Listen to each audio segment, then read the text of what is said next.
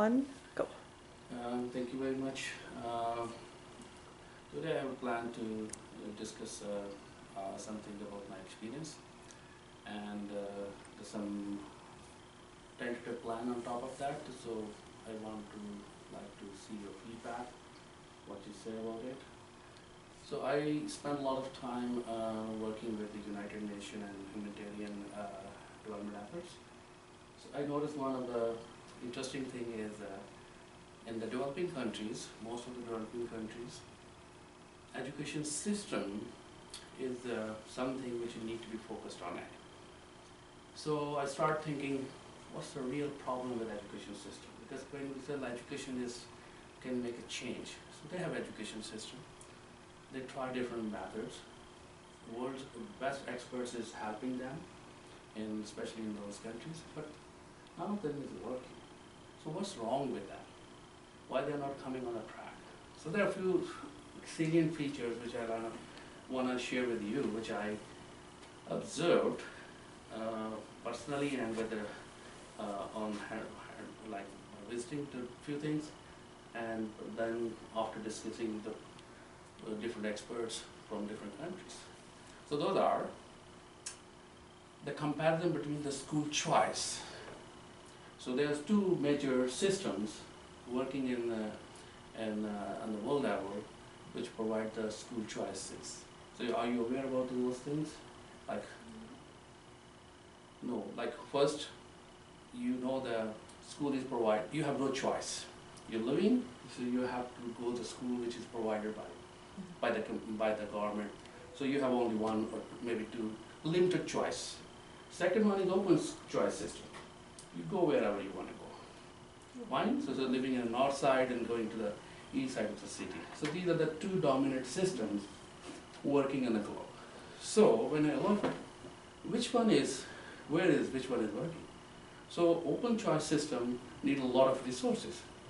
It could be in the developed countries, but it's opposite. So developing countries are using open choice systems, but on the other hand, the countries which involve having the resources, but they're giving a limited choice to the community and only 1 or 2 schools, like in Australia, Canada, US, Germany. Those countries have a limited school choice system, and they still want to be continued with that. That's the dominant. But on the other side, developing countries, they're providing open choice. So what I heard is say like, they don't have resources to build a lot of schools. No, I don't agree with that. Because it's the strategy, it's a planning, what you want to achieve it. Because the strategy which I look is, it's not the resources, it's what you want to get out of this education system. You want a generation which the way you want to train it. So sense of responsibility, community, affiliation with the community. There's so many things involved when you have a limited school choice system.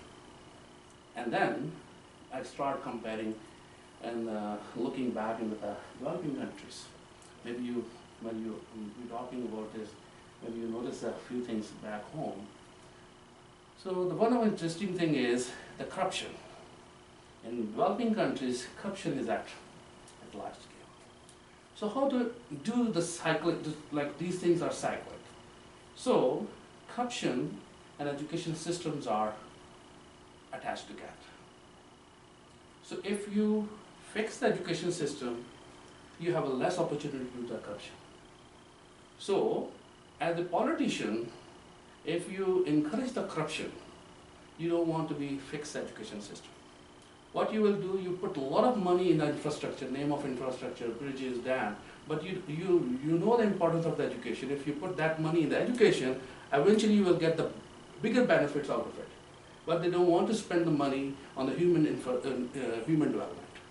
Fine? By knowing that, because they want to keep those corruption doors for the corruption open. Fine? So the cycle is, so main thing is, the way they're doing in developing countries, the government officers at certain administrative levels, like they are in urban areas. So urban areas, the majority are private schools.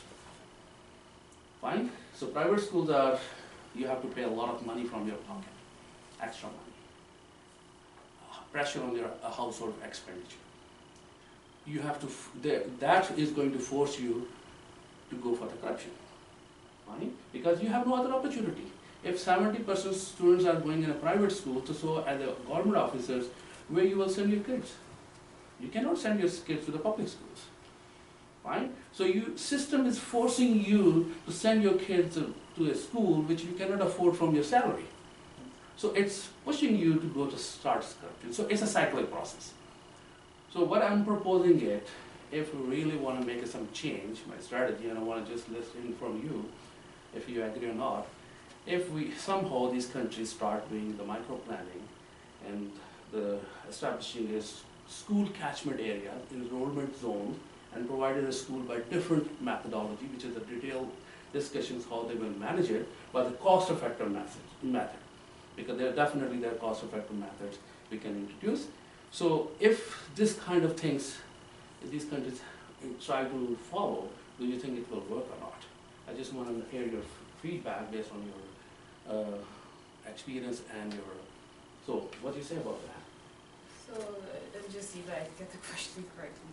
Your question is my opinion about whether or not in developed countries, developing countries, they can implement school systems that will support education so that we can eventually bring down corruption. Yes, the reason is if you have a limited school choice system, where you live, school is assigned to where you live. Like here, you have a postal code, school is assigned to you. So it means you have no open choice. You cannot go, you cannot travel because the cost is involved. When you travel, transportation is involved, and then is there air pollution, noise pollution, hypertension. There's so many things involved when you move, like for pick and drop for the kids. Extra cost on the system. So to reduce those kind of things, if you give a limited choice, where you live, you have that's a school. You walk to the school, healthy living. The parents are walking with you. You have more community friends. You have like more belonging to the community, neighborhood. So these kind of things will be. So do you support this kind of system? So do I support open choice or the limited choice system? In your country, I am in my understanding, you have open choice system wherever you go. Yes. But if you want to change it where you live, and government says these are the 1 or 2 options you can go. I support that too. Okay. And what you say? It depends on the level of the education in the closed system. How can I be sure that in every school the level of the education is going to be the same? Yeah, exactly. Like in developing countries, they support this because the education in developing countries are on That's the same standards. That's what I'm saying. If we have that plan, do you just still, because it's called a planning. If government have those resources, do you still support that kind of system? Yes, if I feel sure that the education standard is same, Okay, yes, yes. I will support Thank it. you. And what about you?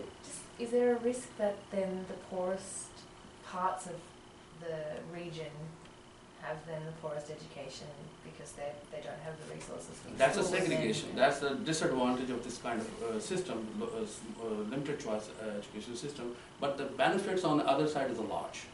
Because if you look at the comparison, why we have other those countries that could not fix, because of manpower, human resources in the farm, and their affiliation with the community, sense of belongings, like the way they honesty, because the system give you something, and then you based on the surrounding as well. So I agree with you. The segregation is one of the issue. But on the other side, there are the benefits, which is still, because the major difference between these two communities, society, the world, is education system. But in either way, if you cannot afford to send your children either to a private school or outside of your city, again, this kid is going to go to this school which is close to this place. So But what will change? So anyway, thank you very much. Because of the time, we will continue with the next opportunity. So, but like that's my the main purpose. Like if you make minor change in the system, you will get a bigger benefits. Like in terms of better management, better human resources. And done.